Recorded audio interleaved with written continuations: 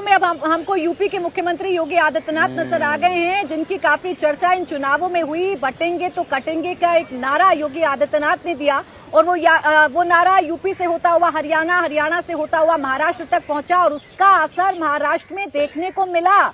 132 सीटें बीजेपी ने जीती हैं। महायुति को प्रचंड जीत मिली है बटेंगे तो कटेंगे नारे पर, एक है तो सेफ है नारे पर। जो राह योगी आदित्यनाथ ने दिखाई, उसी राह पर कैसे बीजेपी के तमाम नेता चले, वो भी अब महाराष्ट्र पहुंच चुके हैं और इन तस्वीरों में थोड़ी ही देर में शांतनु जी मुख्यमंत्री योगी आदित्यनाथ भी नजर आएंगे। देखिए, शायद ये पहली बार, पहले मैं इस बात पे कहूंगा कि पहली बार ऐसा हुआ होगा कि किसी एक दूसरे प्रदेश में एक दूसरे प्रदेश का मुख्यमंत्री चुनाव में इतना प्रभावी हो गया। मैंने राजनीतिक जीवन में ऐसा कभी कमेंट्री करते हुए ऐसा नहीं देखा।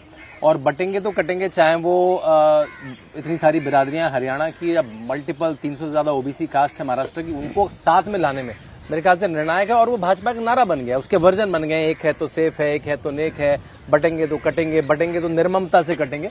और वो जो सालों की हिंदुओं को साथ लाने की एक भावना है, चाहे वो वीर सावरकर, तिलक ने दी हो, उसके लिए एक नई वोकैबुलरी, एक नई व्याकरण, एक नई भाषा दे दी है। और मैं अभी जयपुर में एक बड़े कार्यक्रम में गया था, तो वहां पे मेरी किताबें भी सोल्ड आउट थी और बटेंगे तो कटेंगे की टी शर्ट भी सोल्ड आउट थी।